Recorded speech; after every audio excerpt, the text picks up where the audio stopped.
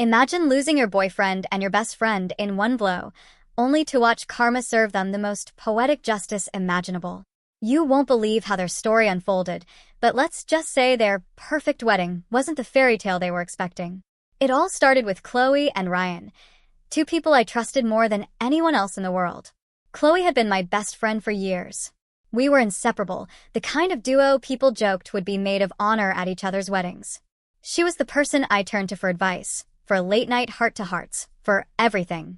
Ryan, on the other hand, was my steady rock. We'd been dating for nearly 2 years, and though our relationship wasn't perfect, I thought we had something real. He was caring, dependable, and always knew how to make me laugh. To me, he was the kind of boyfriend who felt like a safe harbor in life's chaos. Chloe and Ryan got along well, maybe too well in hindsight. They'd always had an easy rapport, sharing inside jokes and teasing each other. I never thought twice about it because, well, it was Chloe, my best friend. Why would I ever suspect anything? Looking back, though, the red flags were there, subtle, but undeniable. Chloe would occasionally make comments about how perfect Ryan was, laughing about how jealous she was of our relationship. If I could find a guy like Ryan, I'd be set for life, she'd say with a wistful smile. At the time, I brushed it off as harmless banter. She was just joking, right? But now I see how she lingered a little too long when she hugged him, how her jokes about stealing him weren't quite as lighthearted as I wanted to believe. All those little moments hit differently the day I came home early from work and found her in my apartment. At first, I thought she was there to surprise me. We did that sometimes. But when I walked into the living room and saw her sitting on the couch with Ryan, both of them looking guilty as sin, my stomach dropped. "What's going on?" I asked, my voice shaking. They exchanged a glance, and then Chloe stood up, smoothing her hair like she was about to deliver a business pitch. "We need to talk," she said, her tone calm, almost rehearsed. I knew. Deep down, I already knew. But I still wasn't prepared for what came next. Chloe didn't mince words. "I'm sorry," she said, though her tone was anything but apologetic. "But we're in love." My breath caught in my throat. I looked at Ryan, expecting him to deny it, to tell me this was all some sick joke. But he just sat there, avoiding my eyes. "You're what?" I managed to say, my voice breaking. Chloe stepped closer, as if she were trying to comfort me. "We didn't mean for it to happen," she said. "It just did. You have to understand. We didn't plan this." I stared at her, my best friend, the person who was supposed to have my back no matter what. "You're in love," I repeated, disbelief thick in my voice. Ryan finally spoke up, his voice low and almost pathetic. "I'm sorry. I didn't want it to happen this way." I couldn't look at him. I couldn't look at either of them. Without another word, I turned and walked out of the apartment, my heart shattered into pieces. The betrayal wasn't just about losing Ryan, it was about losing Chloe. She wasn't just my best friend, she was my person, the one who knew all my secrets, my fears, my hopes. And now she was standing there, unapologetically holding a knife she'd plunged into my back. In one gut-wrenching moment, I lost both the man I thought I'd marry and the woman I thought would stand beside me on my wedding day. As I wandered aimlessly through the streets that evening, replaying their words in my head, one thought kept echoing. How long had this been going on? How many times had they looked me in the eye and lied? I didn't have the answers that day, but one thing was clear. I'd never be able to look at either of them the same way again. My world had been turned upside down, and I had no idea how I was going to put the pieces back together. The days following Chloe and Ryan's betrayal were an emotional storm I wasn't prepared for. At first, I was numb, unable to fully process what had happened. Then the anger hit. I replayed the moment Chloe said, "We're in love," over and over in my mind, imagining all the things I should have said but didn't. But no amount of anger could mask the ache in my chest. Chloe and Ryan hadn't just betrayed me. They'd erased me. Both of them blocked me on social media within days, as if cutting me out of their lives would absolve them of their guilt. Seeing their names vanish from my friends' list was a strange, hollow feeling, like a door slamming shut in a house I used to call home. Mutual friends weren't much better. They didn't know how to act around me, and their awkward attempts to stay neutral only made things worse. Some avoided me altogether, while others tried to bring up the situation in hushed tones, as if whispering about it would make it less real. I felt like I was walking around with a neon sign above my head that screamed, "Pity her." The hardest part wasn't the isolation. It was the endless questions swirling in my mind. How long had Chloe and Ryan been sneaking around behind my back? Had my other friends known and just decided not to tell me? Late at night, I'd scroll through old photos of the three of us, searching for clues I might have missed. In one picture from a dinner party, Chloe and Ryan were sitting a little too close. In another, they were laughing at some private joke, oblivious to everyone else. Were those signs? Or was I just overanalyzing now that I knew the truth? Every memory I revisited felt tainted, like someone had taken a red pen to my past and circled all the moments I should have questioned. But no amount of overthinking could change what had already happened. Eventually, I realized I couldn't keep living like that, trapped in a loop of pain and doubt. If Chloe and Ryan wanted to erase me from their lives, then I'd erase them from mine. I threw myself into work, taking on extra projects and staying late at the office to keep my mind busy. When I wasn't working, I explored hobbies I'd neglected, like painting and yoga. I reconnected with old friends I'd drifted away from, people who reminded me that not everyone was a liar or a cheat. For a while, it worked. I started to feel like myself again, stronger and more independent than I'd been in years. Without Chloe and Ryan weighing me down, I found a new kind of freedom. But even as I rebuilt my life, their absence lingered in the background, like a faint but persistent shadow. I told myself I didn't need them, that I was better off without their toxicity. And for the most part, I believed it. Then, just as I was beginning to move on, a mutual friend reached out with news that dragged everything back to the surface. Chloe and Ryan were officially engaged. It was like a punch to the gut. I hadn't thought about them much in the past few months, but hearing that they were taking such a big step forward made it impossible to ignore the wounds they'd left behind. "They're throwing an engagement party next week," the friend said hesitantly, as if she knew how much it would hurt. "They wanted me to invite you, but I told them it wasn't a good idea." I couldn't help but laugh bitterly. They wanted me to come to their engagement party? After everything they'd done, they thought I'd want to celebrate their happiness? "Thanks for telling me," I said, my voice steady despite the turmoil in my chest. "But I don't want anything to do with them." Hearing about their engagement was a stark reminder that, no matter how much progress I made, the scars they'd left weren't going to heal overnight. But I was determined not to let their choices define me. So I doubled down on focusing on myself. I started therapy to work through the pain, something I'd been putting off for months. It helped more than I expected, giving me tools to process my emotions and let go of the bitterness that had been holding me back. Slowly but surely, I began to reclaim my sense of self. I wasn't just the girl who'd been betrayed anymore. I was someone who'd survived it and come out stronger on the other side. But life has a funny way of throwing curveballs when you least expect it. Just as I was beginning to find my footing again, Chloe and Ryan's story took an unexpected turn. Their perfect fairy tale wasn't as flawless as they wanted everyone to believe. And as their wedding day approached, karma was waiting in the wings, ready to make its entrance. I was finally starting to feel like myself again when Chloe and Ryan dropped another bombshell. I found out about their engagement through Emma, a mutual friend who still floated between our now-divided social circles. She called me one evening, her voice cautious but brimming with gossip. "So, I don't know how to tell you this," she started, clearly bracing for my reaction. "But Chloe and Ryan are engaged." I froze. For a moment, I thought I hadn't heard her correctly. "Engaged?" I repeated, my voice hollow. "Yeah," Emma confirmed. "They just announced it. It's all over social media." I didn't want to look, but curiosity got the better of me. Within minutes, I found myself scrolling through Chloe's Instagram page. There it was, a filtered photo of Ryan down on one knee, holding out a ring as Chloe gasped in mock surprise. The caption read, "Soulmates forever. Here's to a lifetime of love and happiness."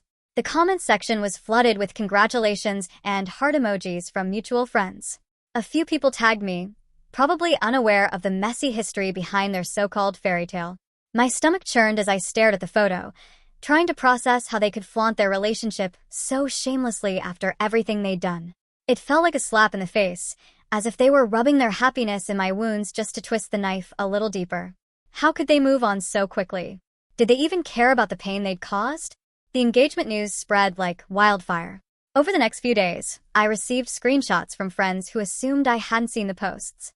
Each photo and caption felt like a fresh wound. I wanted to scream at the absurdity of it all. The fact that people were celebrating a relationship born out of betrayal. For a while, I debated whether to say something. Part of me wanted to confront them, to call them out for their hypocrisy.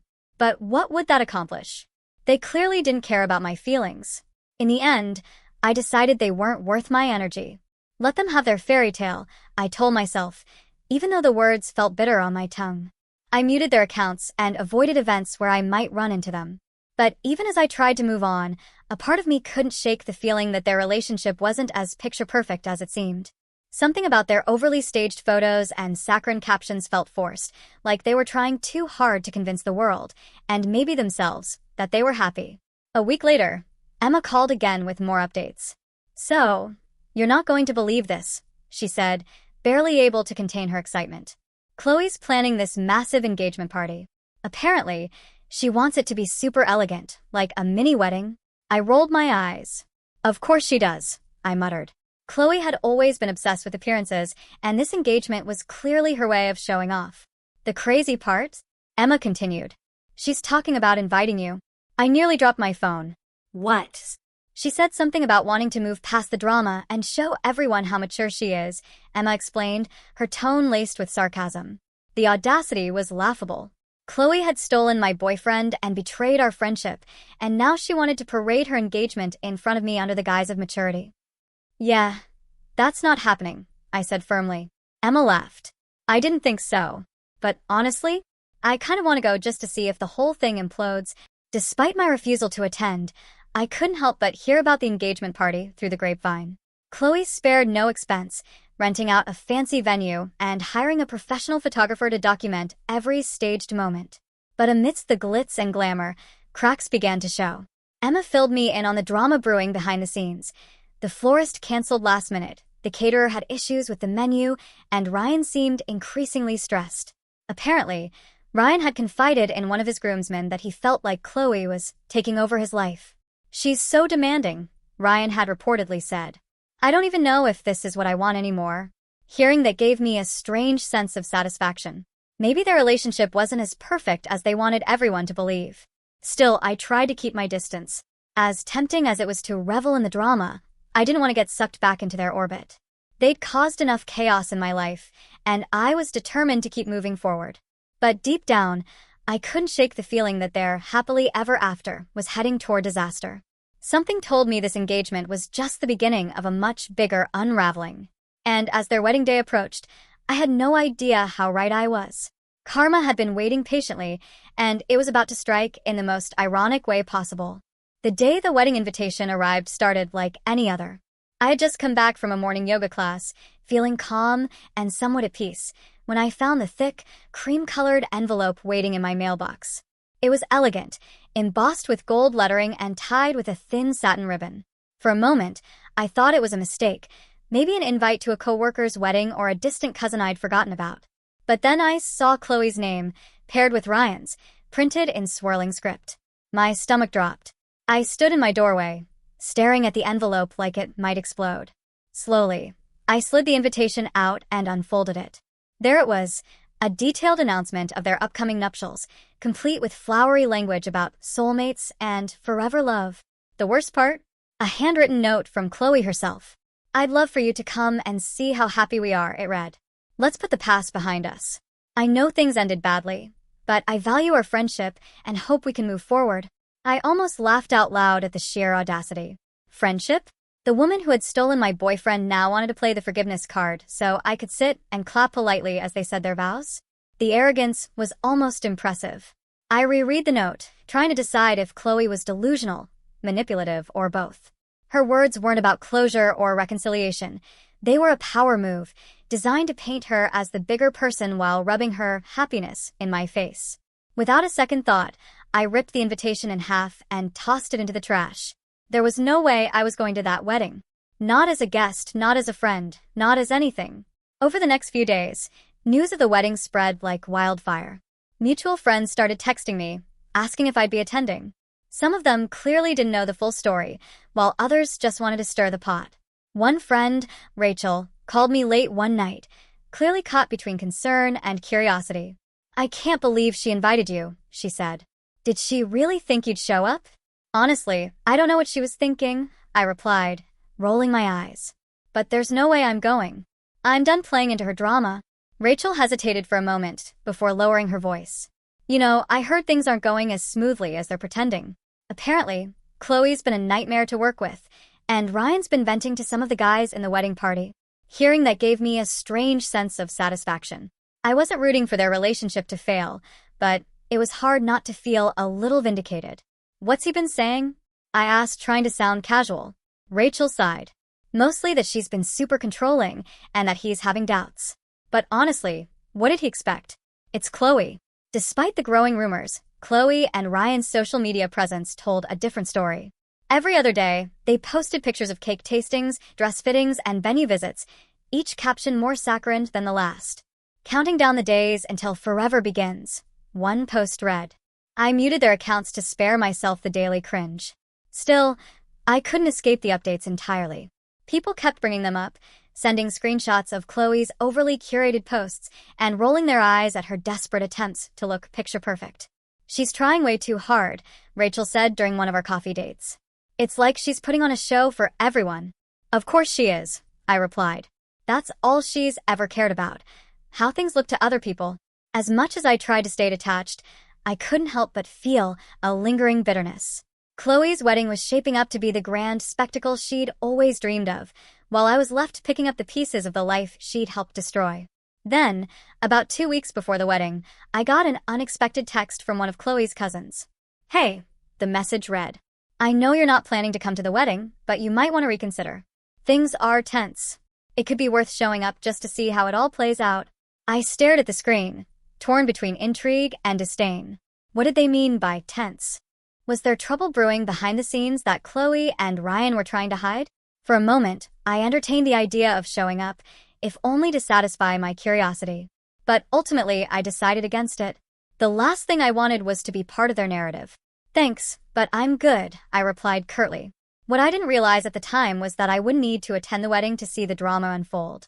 Karma had been waiting patiently, and it was about to make an unforgettable entrance, whether I was there or not. The weeks leading up to Chloe and Ryan's wedding were quieter than I expected. After receiving the absurd invitation and declining it in my mind and the trash, I assumed I'd be able to tune out the drama. But, of course, Chloe and Ryan's relationship wasn't the kind to go unnoticed, and soon enough, whispers began to reach me. One evening, as I was unwinding with a glass of wine and a new book, my phone buzzed with an incoming call from Emma, a mutual friend who somehow managed to stay in both Chloe's circle and mine. You're not going to believe this, she said, her voice practically vibrating with excitement. What now? I asked, half laughing, half bracing myself. Chloe's been a total nightmare. Like, full-blown bridezilla, Emma blurted out. The florist quit last week after Chloe demanded a whole new arrangement style less than a month before the wedding. And get this, the caterer nearly backed out too. Apparently, she called them incompetents because their tasting menu wasn't up to her standards. I couldn't help but laugh. It was classic Chloe. She always had a knack for alienating people with her need to micromanage everything. I can't say I'm surprised, I replied, swirling my wine. Oh, but it gets better, Emma continued, barely pausing for breath. Ryan's been venting to one of his groomsmen, and the guy told my boyfriend. Apparently, Ryan said, Chloe's just a lot. She's so focused on making everything perfect, she doesn't even listen to me anymore. I raised an eyebrow. Really? He's already complaining? They're not even married yet. Yup, Emma said, the grin in her voice unmistakable. And he's even questioning if this is the right decision. Like, apparently, he literally said, I don't know if I'm ready to marry her. Hearing that gave me an odd sense of satisfaction. Not because I wanted Ryan to suffer, but because it confirmed what I'd suspected all along. Their relationship wasn't as perfect as they wanted everyone to believe. The more Emma talked, the more cracks began to show in Chloe and Ryan's dream wedding. The stress was getting to both of them, and it sounded like the pressure was bringing out the worst in Chloe. She's been snapping at everyone, Emma added. Her mom, the bridal party, even the venue coordinator. I heard she yelled at one of the bridesmaids because her dress fitting ran late. The poor girl was in tears. I shook my head, half in disbelief, half amused. Chloe had always been controlling, but this was a new level of chaos. And people are still showing up to this wedding? I asked, half joking. Well, barely, Emma replied. A couple of the groomsmen are only going because they don't want to bail on Ryan. They feel bad for him. As ridiculous as it all sounded, it didn't entirely surprise me. Chloe had always been good at putting on a show for the outside world, but behind the scenes, She had a habit of steamrolling anyone who didn't meet her impossible standards. Despite all the drama, Khloe's social media painted a very different picture. She posted almost daily about her wedding preparations, sharing staged photos of her trying on dresses, arranging flowers, and posing with Ryan as they tasted wedding cake. The captions were always nauseatingly perfect. "Counting down the days until I marry my best friend," one read. Another said, "Making memories we'll cherish forever." It was like she was trying to convince the world, maybe even herself, that everything was flawless. Meanwhile, Ryan looked increasingly exhausted in every photo. His smile seemed forced, and his eyes lacked the spark they used to have. I couldn't help but wonder if he was regretting his decision to leave me for Khloe. Emma seemed to think so. "Honestly, I wouldn't be surprised if he calls the whole thing off," she said during one of our late-night phone calls. "The way he's been talking, it sounds like he's already halfway out the door." I shrugged, trying to keep my feelings in check. If he does, it's not like Khloe didn't see it coming. She's been running him ragged since day one. Still, I couldn't deny that part of me wanted to see how it all played out. Khloe and Ryan had gone to such lengths to create the illusion of a perfect love story, but now their cracks were starting to show. And while I wasn't actively rooting for their downfall, I couldn't help but feel like karma was finally catching up with them. As the wedding day approached, the rumors only grew louder. Guests whispered about Khloe's tantrums, Ryan's cold feet, and the mounting tension between them. Some even joked that the wedding might turn into a full-blown disaster. I stayed out of it as much as I could, focusing on my own life and avoiding Khloe's drama-filled orbit. But deep down, I couldn't shake the feeling that something big was about to happen. Their perfect day was fast approaching, and it was clear that the cracks in their relationship weren't going away. If anything, they were about to split wide open, and I had a front row seat to the chaos, whether I wanted it or not. A week before Khloe and Ryan's wedding, I thought I was done hearing about it. I'd muted their social media accounts, avoided mutual friends who were overly invested in the drama, and made peace with the fact that their perfect fairy tale wasn't my problem anymore. But apparently, Khloe's family had other plans. It was a quiet evening when I got the text. The sender was Khloe's cousin, Laura, someone I'd met a few times at family gatherings but didn't know well. Her message was brief, but intriguing. "Hey, I know things are weird, but you should come to the wedding. It's going to be interesting." I read the text twice, trying to make sense of it. Interesting? What did that even mean? I debated whether to reply. Part of me wanted to ignore it and move on with my life, but the curiosity was too strong to resist. After a few minutes of staring at the screen, I typed back, "Thanks, but I'm pretty sure I'm the last person Khloe and Ryan want there." Laura responded almost immediately. "You're not wrong, but trust me, you'll want to see this. Let's just say things aren't as perfect as they seem." That caught my attention. I tried to pry more information out of her, but she was annoyingly vague, insisting it would be worth it if I came. For the rest of the night, I couldn't stop thinking about her message. What did she mean by not as perfect as they seem? Was Khloe's bridezilla behavior finally catching up with her? Was Ryan having second thoughts? The more I thought about it, the more conflicted I felt. On one hand, attending their wedding seemed like a terrible idea. I had no interest in rekindling my connection with Khloe or Ryan, and the last thing I wanted was to be dragged into their drama. On the other hand, I couldn't deny my morbid curiosity. I spent hours weighing the pros and cons. If I went, I risked being seen as petty or vindictive, even if my intentions were innocent. But if Laura's cryptic message was any indication, there was a chance the wedding might turn into a spectacle, and who wouldn't want to witness that? By the time I crawled into bed, my mind was still racing. I told myself I'd sleep on it and make a decision in the morning, but deep down, I already knew what I was going to do. The next day, I texted Laura back. "Okay, I'm in, but I'm not causing any drama. I'm just there to observe."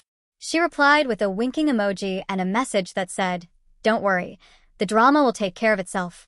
The day of the wedding arrived, and I felt a mix of nerves and anticipation as I got ready. I chose a simple dress, elegant but understated, because I didn't want to draw too much attention to myself. As I looked in the mirror, I couldn't help but wonder if I was making a huge mistake.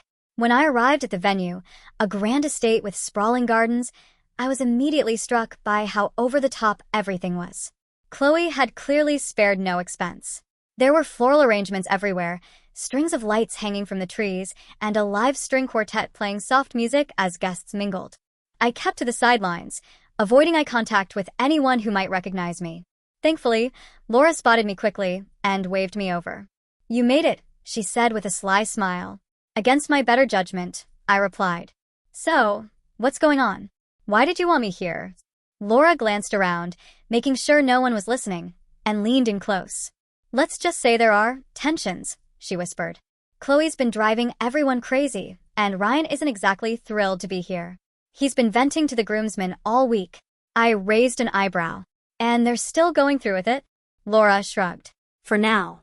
But trust me, you're going to want to stick around for the ceremony." Her cryptic tone sent a chill down my spine. I spent the next hour quietly observing, trying to piece together the cracks in Chloe and Ryan's supposedly perfect relationship. Chloe was all smiles as she flitted around the venue, greeting guests and posing for photos, but her smile didn't quite reach her eyes. Ryan, meanwhile, looked tense and distracted, barely engaging with anyone. The guests around me seemed oblivious to the underlying tension, laughing and chatting as if nothing was amiss. But I could feel it in the air, a sense that something wasn't quite right. As the ceremony approached, I found myself growing more and more curious about what was going to happen. Laura's words echoed in my mind. "You'll want to see this?" And she was right. What happened next was something I'll never forget. The wedding may have started like a fairy tale, but it was about to end in the most unexpected, ironic way imaginable. The morning of the wedding felt surreal. I wasn't supposed to be part of this day, not as a guest, not as an observer, not as anything. And yet, as I pulled up to the lavish country estate where the ceremony was being held, I couldn't shake the feeling that I was exactly where I needed to be. The estate was stunning in a way that felt almost artificial. Manicured gardens, a picturesque gazebo, and rows of white chairs lined with garlands of flowers. It was the kind of setting Chloe had probably dreamed about since childhood. But the extravagance felt overdone, like they were trying to prove something. I slipped into the crowd of guests, keeping my head down. Most people didn't recognize me, and those who did offered polite but awkward smiles. I found a seat near the back, giving me a perfect view of the aisle without putting me in the spotlight. The ceremony began with the usual pomp and circumstance. The bridal party walked down the aisle in coordinated pastel dresses and sharp suits, their smiles almost painfully forced.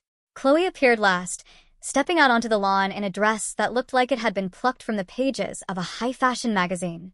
She looked stunning, of course, but there was something off about her smile, strained, almost brittle. As she made her way down the aisle, I couldn't help but glance at Ryan. He stood at the altar, his hands fidgeting at his sides. His smile was there, but it didn't touch his eyes. He looked more like a man waiting for a dental appointment than one about to marry the love of his life. The tension between them was palpable. Every now and then, they exchanged glances that seemed more like silent arguments than loving looks. It was subtle, something most people might not notice, but to me, it was glaringly obvious. The officiant began the ceremony with the usual pleasantries, talking about love, commitment, and partnership. I tuned him out, my focus entirely on Chloe and Ryan.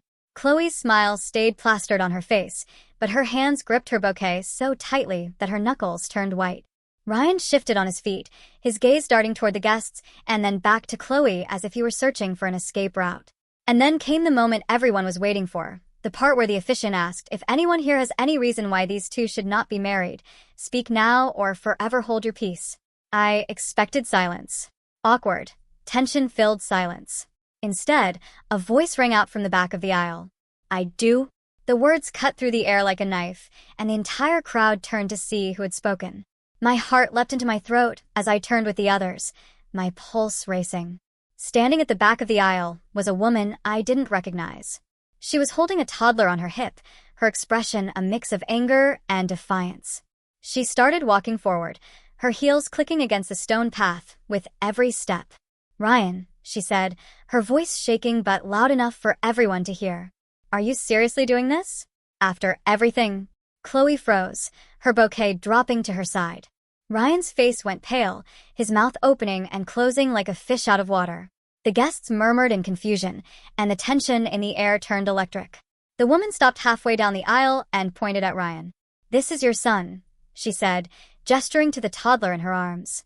"And you're going to stand up there and pretend like none of this ever happened? Like you didn't promise to take care of us?"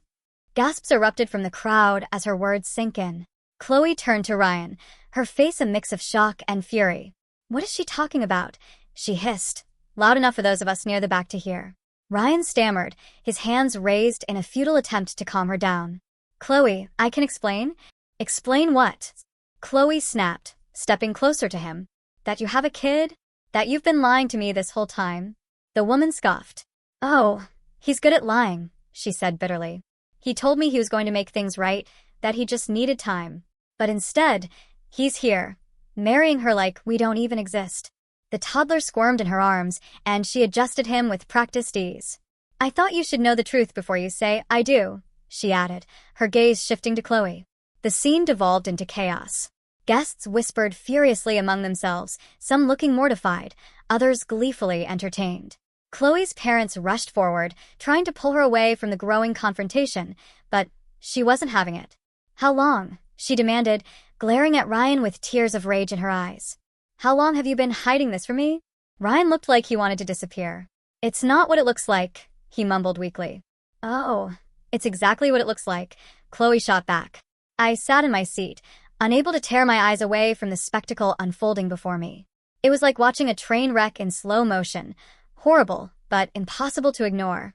And as I watched Chloe's perfect wedding day crumble around her, I couldn't help but think, this is karma, and it's right on time.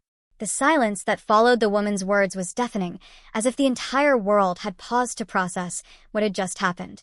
She stood at the back of the room, a toddler balanced on her hip, her face a mixture of anger and exhaustion. All eyes turned to her, and the carefully crafted illusion of Chloe and Ryan's fairy tale wedding began to crack. Ryan, she said again, her voice louder this time, trembling with fury. Are you seriously doing this? After everything? A collective gasp rippled through the guests, head swiveling between Ryan and the unknown woman like a tennis match. Chloe stood frozen at the altar, her bouquet dangling from her hand as she turned to Ryan with wide, disbelieving eyes. The woman didn't wait for an invitation to explain herself. She started marching down the aisle, her heels clicking against the stone floor with every determined step. This is your son, she said, shifting the toddler on her hip to gesture at him. The little boy, oblivious to the chaos, fiddled with a tiny toy car, his chubby fingers gripping it tightly. You told me you were going to take care of us, she continued, her voice growing louder with every word. You promised you'd make things right, and now I find out you're here, pretending to start some perfect new life like we don't even exist. The crowd erupted into murmurs. Some guests looked horrified, others intrigued, and a few seemed to relish the drama unfolding before them. Ryan, for his part, looked like he wanted to sink into the floor. His face had gone pale, and his hands hovered in the air as if he were trying to grasp the right words but couldn't find them. I didn't think you'd, he started, his voice faltering. Oh, you didn't think I'd show up? She shot back, cutting him off. Well, here I am. Chloe finally snapped out of her stunned silence. She turned to Ryan, her face a mix of rage and disbelief. What the hell is she talking about? She demanded, her voice trembling. Ryan stammered, his eyes darting around the room as if searching for an escape route. It's not what it looks like, he said weakly, his tone unconvincing even to himself. The woman scoffed. Oh, it's exactly what it looks like, she said bitterly. I'm Vanessa, your fiancé's ex, and this is his son. You didn't know about us? I'm not surprised. He's good at keeping secrets. Chloe's jaw dropped, and the bouquet slipped from her hand, landing on the floor with a soft thud. She looked from Vanessa to Ryan, her face growing redder by the second. You have a kid, she hissed. Ryan raised his hands defensively. Chloe, please, let me explain. Oh, I think Vanessa just did, Chloe snapped, stepping closer to him. You've been lying to me this whole time? What else aren't you telling me, Ryan? The room descended into chaos. Guests whispered frantically, some pulling out their phones to record the scene while others tried to process what they were witnessing. Chloe's parents rushed forward, her mother placing a hand on Chloe's arm to steady her. Chloe, sweetheart, maybe we should take a moment, her mother began, but Chloe shook her off. No, Chloe said, her voice shaking but loud enough to silence the murmurs around her. I want to hear it from him. Is it true? Is this your kid? Ryan hesitated, his silence speaking volumes.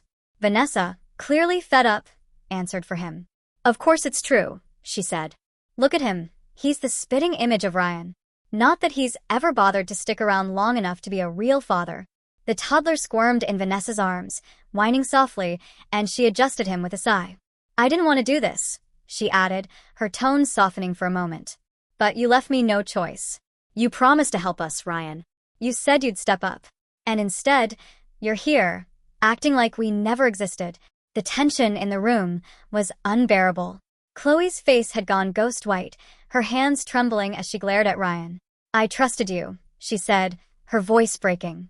I gave up everything for you, and this is how you repay me? Ryan reached out to her, desperation etched on his face. Chloe, please, I didn't mean for it to happen like this. I was going to tell you, when she interrupted, stepping back. After the honeymoon?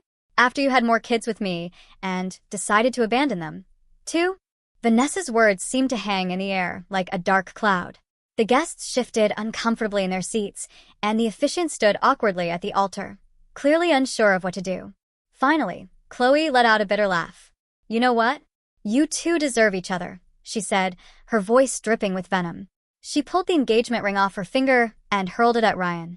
It bounced off his chest and clattered to the floor, the sound echoing in the silent room. With that, Chloe stormed down the aisle, pushing past guests as tears streamed down her face. Her parents followed quickly, their expressions a mix of shock and embarrassment. Ryan stood frozen at the altar, his face a mask of regret, while Vanessa smirked faintly, clearly satisfied that her message had been delivered. The fairy tale wedding was officially over. The guests began to file out in hushed groups, some muttering their disbelief, others gleefully recounting the drama. I stayed in my seat for a moment, taking it all in. Chloe's perfect day had turned into a disaster, and while I didn't revel in her pain, I couldn't help but feel that karma had worked its magic. As I walked out of the venue, the scene replayed in my mind. Vanessa's arrival, Chloe's meltdown, Ryan's lies unraveling in front of everyone. It was a moment I would never forget. And it wasn't over yet. There was still more fallout to come. The fallout from the wedding disaster was immediate and unstoppable, like a tidal wave crashing down on Chloe and Ryan's carefully constructed world. Within hours of the ceremony, the story spread among guests, and by the next morning, it was all over social media. A few discreet posts hinted at unexpected drama during the event, but the comment sections told the full story, complete with details about Vanessa's arrival, the toddler, and Chloe's stormy exit. Chloe didn't wait for the honeymoon to call things off. She canceled the marriage on the spot, leaving Ryan at the altar with a sea of horrified guests and more questions than answers. By the time I left the venue that day, word was already circulating that she had packed her things and moved back in with her parents. Ryan, on the other hand, stayed behind, desperately trying to do damage control. He lingered at the venue, talking to guests and trying to explain away what had happened, but no one was buying it. His excuses were flimsy at best, and the more he talked, the more obvious it became that his lies had finally caught up with him. Over the next week, their lives unraveled further. Chloe's parents, who had spent a fortune on the wedding, were livid. According to a mutual friend, Chloe's mom had called Ryan selfish, deceitful cowards during a heated phone conversation. Chloe's dad, usually calm and measured, threatened to sue Ryan if he didn't reimburse them for some of the costs. Ryan tried to save face, but his attempts only made things worse. A groomsman leaked screenshots of texts where Ryan admitted he had doubts about marrying Chloe, but didn't know how to back out without looking bad. Another guest shared a blurry video from the wedding, capturing Vanessa's dramatic entrance and Chloe's tearful outburst. It quickly went viral, with captions like, "When karma crashes the party," and "This is why you don't skip therapy." As for Chloe, she went completely silent. She deleted her Instagram account and set her other profiles to private. Friends said she was holed up at her parents' house, alternating between rage and heartbreak. I couldn't blame her. She'd built her entire identity around the idea of being Ryan's perfect partner, and now that illusion had been shattered in front of everyone she knew. Watching everything unfold from the sidelines was surreal. I'd spent months imagining how Chloe and Ryan's relationship might implode, but I never expected the collapse to be so public or so dramatic. Part of me felt vindicated. After everything they had put me through, the betrayal, the lies, the smug way they flaunted their happiness, it was hard not to see their downfall as poetic justice. They'd hurt me deeply, but in the end, their own actions had hurt them even more. At the same time, I couldn't help but feel a pang of sympathy for Chloe. Despite everything, she'd once been my best friend, and I knew how much she'd invested in the idea of her perfect life with Ryan. Losing him, and the future she'd envisioned, had to feel like a punch to the gut. Ryan, on the other hand, didn't inspire the same sympathy. He disappeared from social media entirely, likely to avoid the avalanche of criticism coming his way. Friends said he'd been spotted at a local bar, drowning his sorrows and complaining to anyone who would listen. Emma, my mutual friend, kept me updated on the aftermath. "It's like a soap opera," she said during one of our phone calls. Chloe's parents are furious. Ryan's basically a social pariah, and Vanessa? She's loving every second of it. "Vanessa?" I asked, surprised. "Yeah," Emma replied. "Apparently, she's been telling anyone who will listen that she finally got revenge. She even posted a picture of her and the kid with the caption, 'The truth always comes out.' Hearing that gave me a strange sense of closure. I hadn't needed to lift a finger for karma to do its work. Chloe and Ryan's choices had caught up with them all on their own, and Vanessa had delivered the final blow. As weeks turned into months, the drama began to fade. Chloe and Ryan were no longer the center of attention, and their story became just another cautionary tale whispered about in our social circle. I focused on rebuilding my own life, free from their toxicity. For the first time in a long time, I felt at peace. I didn't need revenge or validation from their downfall. I had something far more valuable: my own happiness. Still, every now and then, I'd hear a snippet of gossip about Chloe or Ryan, and I couldn't help but smile. Their perfect fairy tale had crumbled, and karma had made sure they got exactly what they deserved. Today, life feels brighter. The storm that Chloe and Ryan brought into my world is long behind me, and I've built a life filled with people who bring kindness, honesty, and loyalty into my days. It wasn't easy getting here, but every painful moment shaped me into someone stronger, more self-assured, and deeply aware of my own worth. In the aftermath of their betrayal, I learned the importance of boundaries and self-respect. I stopped bending over backward for relationships that weren't mutual, and I began to prioritize my own happiness over people-pleasing. It was a painful but necessary lesson, one that came with moments of loneliness and self-doubt. But in the end, it gave me the clarity to surround myself with those who truly valued me. I've made new friends, the kind who don't just share the good times but show up in the hard ones, too. My career has flourished, and I've even started dating again, though I'm taking things slow. Trusting someone new felt daunting at first, but with time, I realized that not everyone is Chloe or Ryan, and that not everyone will let me down. Looking back, I can't help but marvel at how things unfolded. What Chloe and Ryan did to me was undeniably hurtful. They turned my world upside down, leaving me to pick up the pieces of a life I thought was secure. But in a strange way, their betrayal was also a gift. It forced me to take a hard look at my life, to let go of relationships that no longer served me, and to step into a version of myself that I'm proud of today. And then there was the wedding. I'll admit, watching their perfect day implode was a moment I'll never forget. It wasn't about revenge. I didn't want to see Chloe humiliated or Ryan exposed. But there was something poetic about the way their lies and selfishness came back to haunt them in such a public, undeniable way.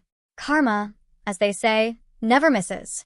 And in this case, it delivered with precision. Their fairy tale relationship crumbled under the weight of its own falsehoods, and all I had to do was sit back and watch. As for Chloe and Ryan, I hear bits and pieces about them now and then. Chloe eventually moved out of her parents' house and started fresh in another city. I don't know what she's doing now, but I genuinely hope she's learned something from all of this. Ryan, last I heard, is still trying to rebuild his reputation, though it seems like most people in our circle have written him off. I don't dwell on them much anymore. They've become distant memories, faded figures in a chapter of my life that feels like it belongs to someone else. I don't harbor anger toward them. I've let that go. But I'll never forget the lessons they taught me, or the ironic twist that turned their dream wedding into a nightmare. Today, I walk forward with clarity and peace, knowing that I've left the past where it belongs. And if there's one thing I've learned, it's this. When someone betrays you, it's not the end of your story. It's the beginning of a new one, and sometimes, that new story is better than anything you could have imagined. For me, it certainly is.